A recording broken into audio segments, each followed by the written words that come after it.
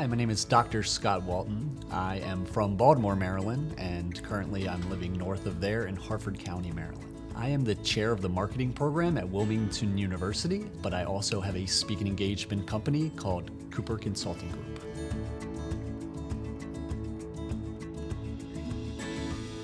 So I had a business that was an apparel business, and it actually started out as a sports apparel business. So I was coaching track and field and cross country, and we had one vendor that we could go to for uniforms and equipment.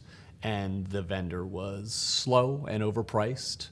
And I talked to some of my fellow coaches that I had been coaching with for years, and I said, if there was another option, would you consider them? And all of them had the same answer. They wouldn't consider them, they would move right along to them. So I started printing jerseys, and I printed jerseys. My first order ever was field hockey jerseys. I printed numbers on the back and names and sizes, and it was a lot of work and it was a mess, but I learned a lot in this process. And then I started printing some easier jerseys, which are like a cross-country jersey. You don't have a name and number, you just have the logo on the front. So I figured that, same order, same margins there that I was making, but in this case, it was easier work for me. Eventually, I learned that I had a lot more corporate contacts than sports contacts because I was a coach in one small league and I could gain their trust and I could get their orders. But in order to be a full-fledged business, I needed a lot more. So I decided to move on to t-shirts and polo shirts and bags.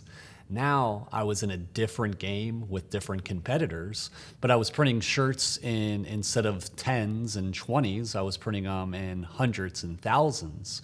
And I would get upwards of 40,000 pieces that I was printing the same logo on each one of those. And it was just a size breakdown. So the margins were still there, but the work got a little bit easier.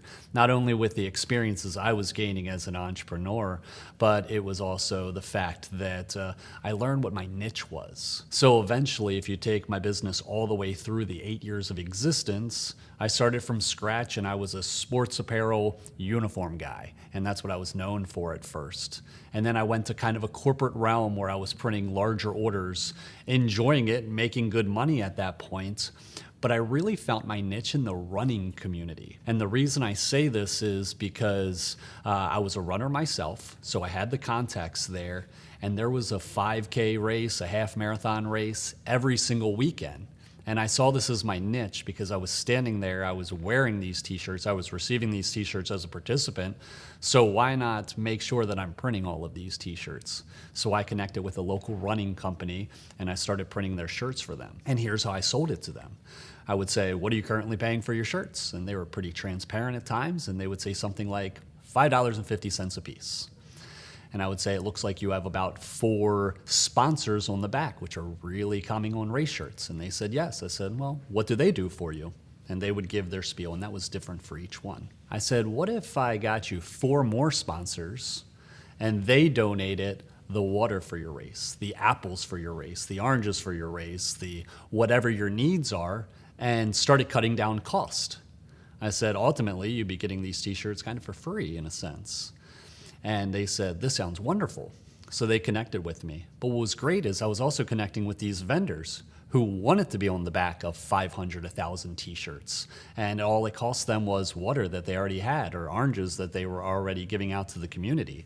So now they not only had a good cause, but they were gaining exposure from a marketing end. So it was a win-win. And then they gained trust in me as a company, so when they had a need for polo shirts, for giveaways, whatever it might be, I was their go-to.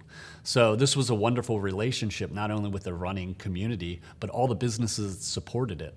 So it was a wonderful experience, and eventually it did run its course, and I ended up selling the company. But when I did, they were known for the race community and kind of corporate apparel.